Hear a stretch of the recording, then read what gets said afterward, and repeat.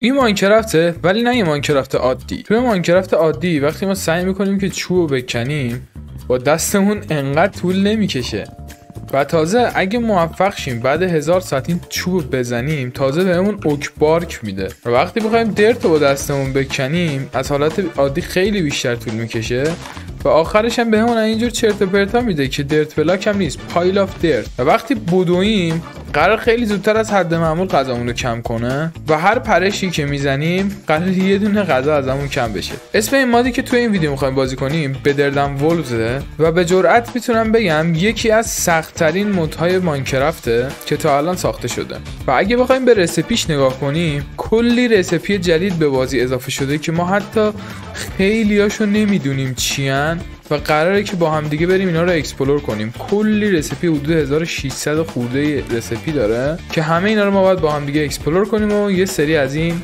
در بیاریم. پس اگه دوست دارید که این سری ادامه پیدا کنه حتما برید این ویدیو رو لایکش کنید، کانال منو همین الان سابسکرایبش کنید و تو کامنت ها بنویسید حتما ادامهش بده. و من اگه ببینم کامنتاش زیاد باشه حتما این سری رو ادامه میدیم چون انقدر سخته که قرار پارشی. خب بچه یه دونه ورد میسازیم به اسم بدبختی، بعد هاردکور سروایول همین یا کریتیو باید باشه یا هاردکور سروایوال، دیگه چیز دیگه نمیتونی بکنی. حالا ما ریلکسدشو بازی میکنیم چون نیو پلیریم ما و هیچی از این دنیا نمیدونیم هنوز. انقدر سخته این مود، میدونم قراره دهنمون کلی سرویس بشه. خب بچه همونطور که تو این ویدیو دیدید ما نباید بدویم، وقتی میدویم خیلی سریع جونمون کم میشه و درخت زدن هم همینجوری که میبینیم خیلی ترمالیه، یعنی دهنمون ما سر این مود قراره سرویس شه. حالا کلی چیزای دیگه هم هست که بعدن توی ویدیو میفهمید و میبینید که داستان از چه قراره و فکر کنم حدود 40 دقیقه یه ساعت طول بکشه تا فقط ما کرافتینگ تیبل درست کنیم تو این دنیا چون خیلی سخته و هدف این ویدیو هم همینه که بریم یه کرافتینگ تیبل درست کنیم. خب الان یه دونه استیک داده بهمون، چی میشه پوینتینگ استیک. فکر کنم با این میتونیم سنگ بکنیم اونجوری که من دیدم، چون میدونم خیلیاتون نمیدونید از چه قراره اینجا داستان چیه. من خودم هم نمیدونستم، یه ویدیو دیدم که ببینم داستانش چجوریه دهنمون سرویس نشه. آره همینجوری که میبینن ما داریم درت میکنیم ولی داره چرت و پرت میگه، پایل اپ نمیدونم چی. بعد تازه 4 تا از اینا رو اگه بذاریم کنار هم تازه درت اسلپ بهمون میده یا ابوالفضل، یعنی انقدر سخته آجی. حالا رسیدیم به سنگ، ما بخوایم سنگو بزنیم فکر کنم با این بشه، نمیدونم. آره با این داره میزنه، ببینم میده حالا بهمون چیزی. و همونطوری که معلومه قرار نیست خود سنگو دراپ کنه، قرار یه چرت و پرت دیگه دراپ کنه اینا به اسم پایل آف گراول، یه همچین چرت و پرتی که اینو فعلا نمیخوایم. یعنی هر چی رو بخوایم اینجا ما بکنیم باید 3-4 مرحله بکنیمش، یعنی با همون یه بار کندن سنگو بهمون نمیده، دهنمون سرویس یعنی کلی تو این. حالا بذار لای دومشو بکنیم، فکر کنم الان اون یکی شکست بهمون لوس استون داد. حالا اینو بذاریم میتونیم تبدیلش کنیم به شارپ استون. حالا با این شارپ استون میتونیم سنگو سریعتر فکر کنم ماین کنیم وسایل دیگه. آره مثلا درتو داره سریعتر ماین میکنه. خب من اینجا یه چند تا سنگ دیگه اینجا بگیرم چون لازم میشه این لوس استون هم فکر کنم سریع میشکنه. یه چند تا از این شارپ استونا بگیریم تا ببینیم بعدن چیکار باید بکنیم. بعد حاجی اینا گراول چیزو من بزنم، درتو که من بزنم میفته پایین مثل گراول، یعنی گراویتی داره، جاذبه داره. الان اینو بزنم درتا میفته پایین و خیلی کارمون سخته. و اینجا حتی اگه من بیام چیز درست کنم، درت درست کنم، نمیتونم بپرم اینو بزنم زیر پام بلاک کاملو، فقط بلاک نصفه رو میتونم بزنم زیر پام. البته اصلا فکر کنم بلاک کامل درت هم نمیتونیم درست کنیم یه تاجی. آره همینجوری که میبینید من بیشتر از 3 تا نتونستم درست کنم و شکستشون. یکی دیگه بردارم و اینجا میریم. از اینا استک نمیشه. اوه اینا هم استک نمیشه یا ابوالفضل. بعد اینا رو الان نمیتونم بذارم اینجا برم بالا چون میفته زمین. باید شبیه یه پله درست کنم، زیادم باید نپرم، حواسم باشه چون جونمون خیلی زود کم میشه.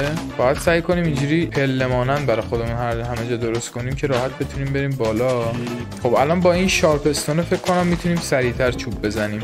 آره خیلی سریعتر شد. اول پوستشو میده، بعد یه دونه استیک میده فکر کنم. آره بعدش یه چیز دیگه میده که فکر کنم میتونیم بندازیم تو آتیش. آره اینا ساداست. دوباره یه دونه استیک دیگه میده، آخریش هم دوباره یه ساداست دیگه. بعد حاجی جالبیش اینه این پایینیه رو نمیتونیم بشکنیم، پایین هیچ درختی رو بهمون نمیده. البته حاجی قرار نبود بده ولی مثل اینکه داره میده. بذار ببینم چی میشه، یا آخرش میترکه دیگه کدوم.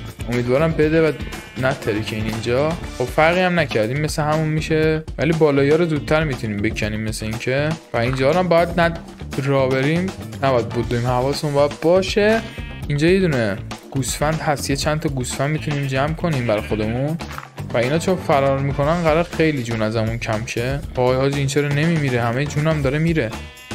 بالاخره مرد. خوبه 2 تا غذا بهمون داد. و بذار ببینم چجوری میتونیم اینجا چیز درست کنیم. کمپ فایر. خب این کمپ فایر 4 تا استیک میخواد، یه کمپ فایر میده بهمون. خوبه الان 3 تا استیک داریم، پس بذار یه ذره دیگه استیک جور کنیم که بتونیم کمپ فایر درست کنیم، غذامون رو بپزیم آجی. خب الان من 4 تا استیکو بذارم یه دونه کمپ فایر میشه. آره کمپ فایر ساختم، فقط نمیدونم اینو کنار این بذارم یا اینو خالی بذارم، چیزی قرار نیست بهم بده. بذار ببینیم تو این کرافتینگ گاید با شارپ استون چی میشه درست کرد. این از شارپ استون. خب حاجی اینا چیه؟ ساینکس چی؟ استل چی نمیدونم چی حاجی. میذاره با کنار گوشت یه چیزی میشه، ولی خب آره مثل اینکه با شارپ استون کاری نمیشه کرد. خب حاجی ما باید اینو اول درست کنیم، یا وود کلاب درست کنیم یا بون کلاب. این فکر کنم قدرت ضربمون رو زیاد میکنه. خب یعنی مثلا ماوار که میخوایم بکشیم میتونیم با این زودتر بکشیمشون. حالا نمیدونم این چی بود؟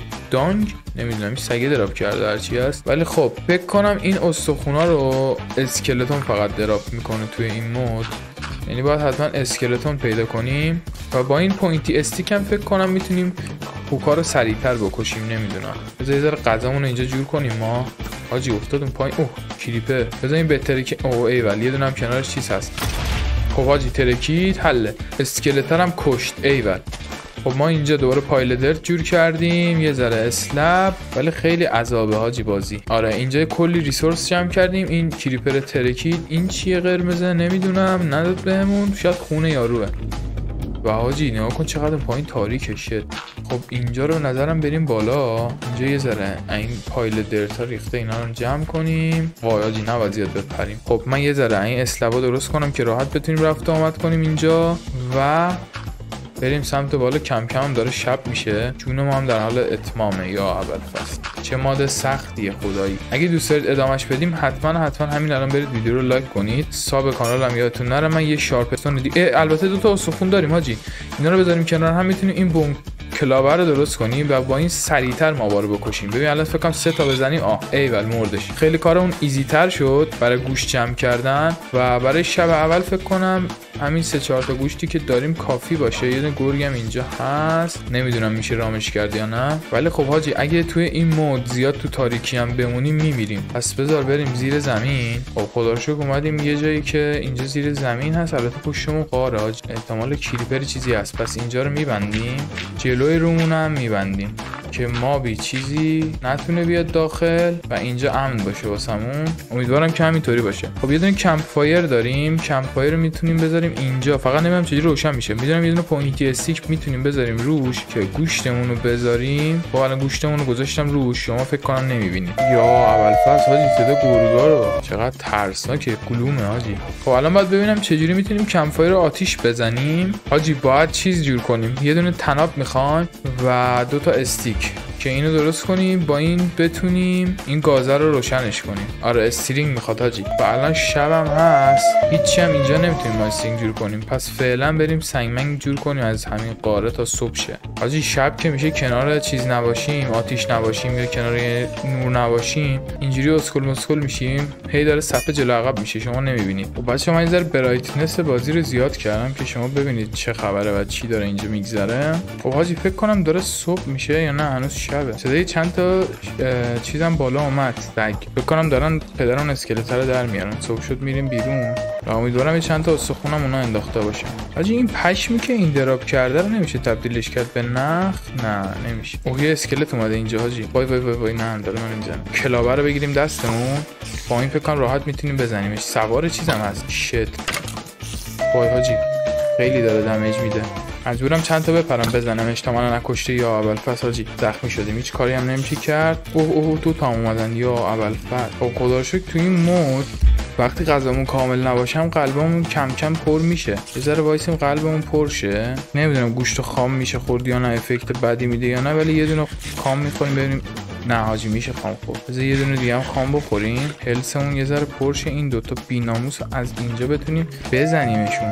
خب اینو از این پشت راحت دارم میزنم، یکشونو کشتم. خب یکی هم همینجاست، اینم بیاد اینجا راحت میکشه. فکر کنم اینم مرد. یکی دیگه هم حاجی این پشت هستش. بذار اوه شت غلط کردم. خوب حاجی دوتا استرینگ گرفتیم بی خیالش. دوتا استیک میخوایم برای ساخت اون که نداریم. اینا رو نمیشه تبدیل کرد به استیک. نه اینا اصلا نمیدونم به چه دردی میخوره. خب حاجی اینم به زور تونستم بکشمش. خب ببینیم چی دراپ کرد. یه اسپایدر بود با یه دونه استخون دراپ کرد. حاجی چیز زیادی دراپ هم نکرد. اوه بیرون کریپر اومد. یا علی ما رو نبینه حاجی فقط. خب مثل اینکه داره کم کم صبح میشه. ایول یه شب خیلی سخت و دهن سرویس کن داشتیم. خب خدا رو شکر صبح شد. کریپر هم دیگه اینجا نیست و مابای هاستایل هم دارن میسوزن، البته به جز کریپر بیناموس. حاجی چقدر کریپر اسپان شده. اوه شت یه دونه نزدیکمون ترکید حاجی. چند تا هم اینجا هستن.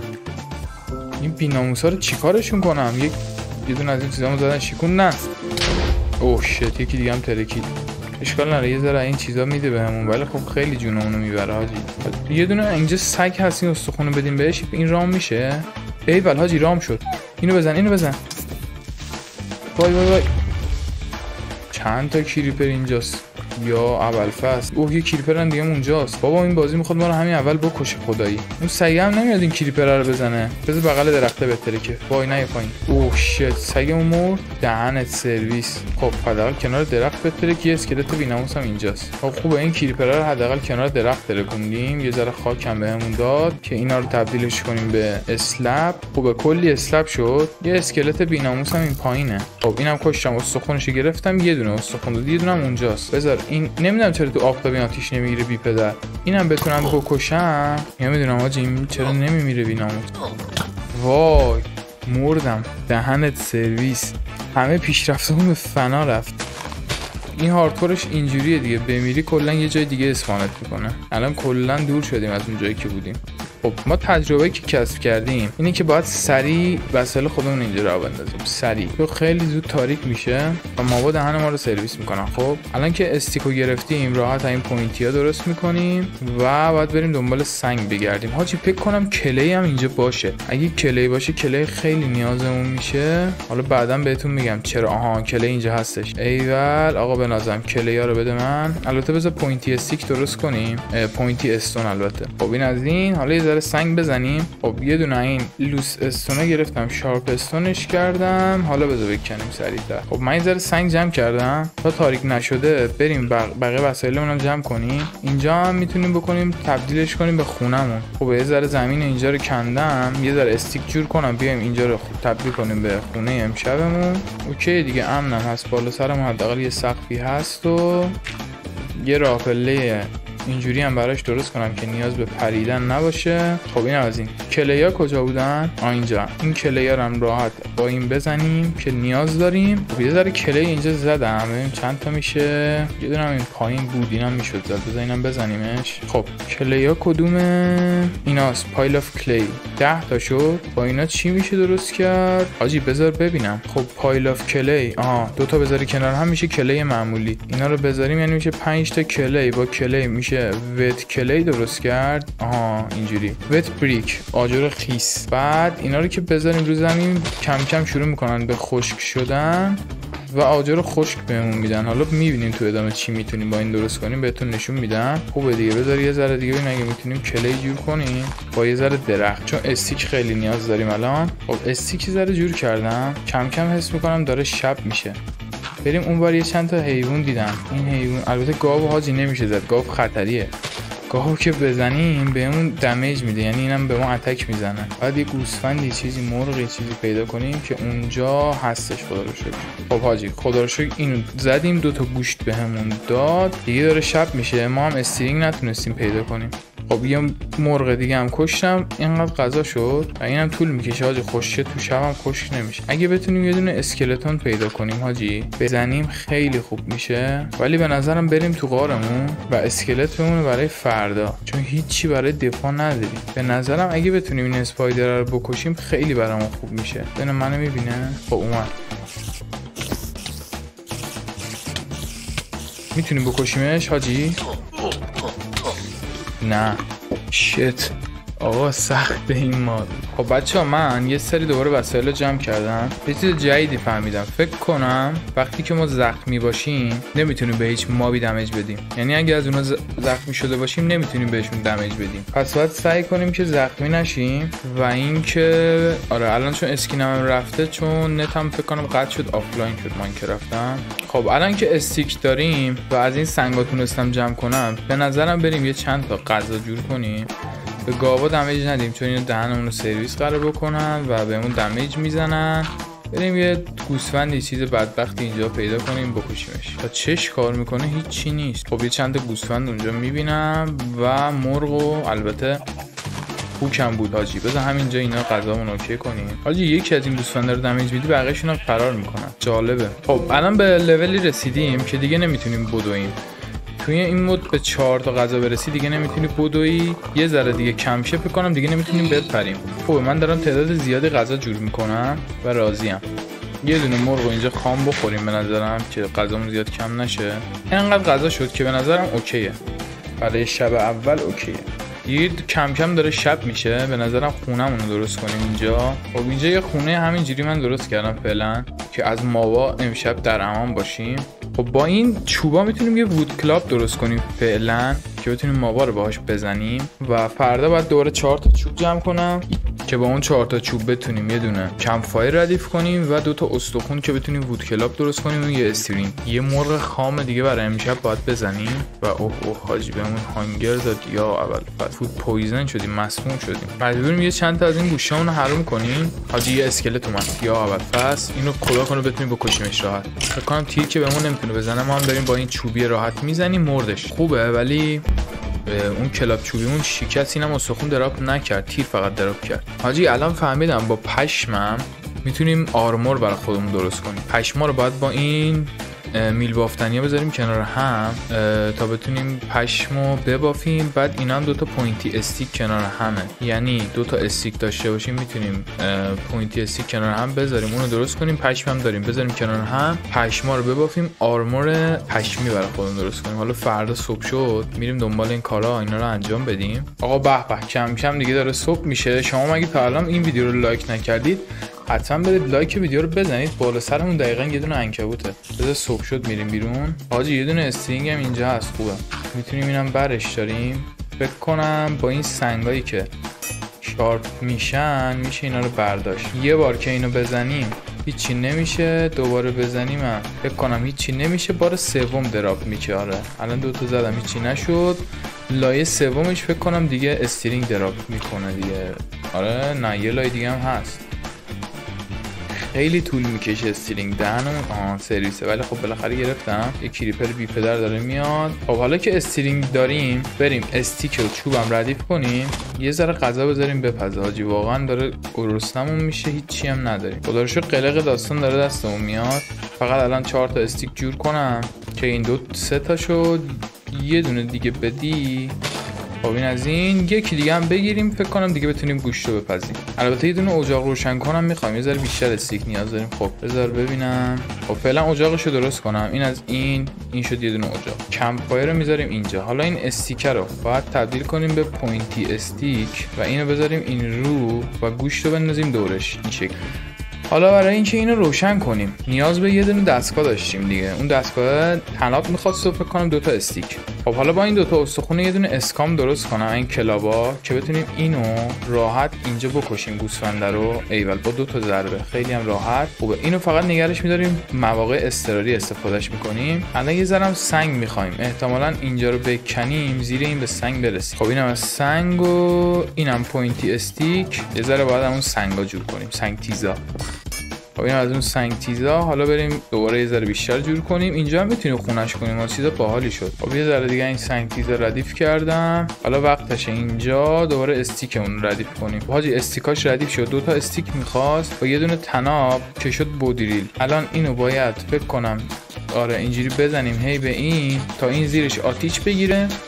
بعد از این چیزایی که از درخت دراپ میشه بندازیم توش که آتیشش گور بگیره. خب الان روشن شد. یه چند تا اینا اینجوری میندازیم توش که آتیشش روشن بمونه. حالا نمیدونم چند تا باید بندازیم ولی الان درست شد. به به حالا باید گوشت ما رو بپزه. تا این میپزه من یه ذره دیگه از اونها جور کنم که آتیش خاموش نشه و بالاخره یه غذای پخته میتونیم بخوریم. خب حاجی این داره خاموش میشه، یه ذره دیگه توش بندازیم اینا.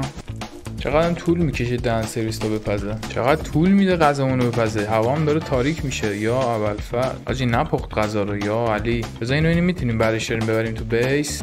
میکنیمش فقط یه دونه پوینتی استیک میده. حاجی چقدر هوا تاریک شد، هیچی نمیبینم حاجی.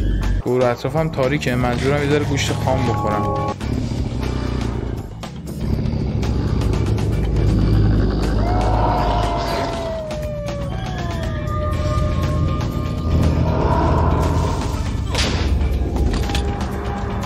حاجی دوباره مردیم. تاریک شد و هیچی نداشتم. آقا دیدید این مود چقدر سخته و حتی یک کرافتینگ تیبل درست کردن آدمو پاره میکنه. اگه دوست دارید از این مود زیاد بذارم و این سری دیگه واقعا بریم کرافتینگ تیبل رو بتونیم درستش کنیم، چون یه ذره تجربه توش به دست آوردم، حتما برید همین الان ویدیو رو لایکش کنید که لایکاش بره بالا تا من سریعتر درست کنم و پارت بعدیشو بذارم. لایک کردید تو کامنت ها بنویسید پارت بعدیشو بذار که بدونم میخواید. حتما کانال حتما سابسکرایب کنید. تو ویدیو بعدی میبینمتون. فعلا خداحافظ.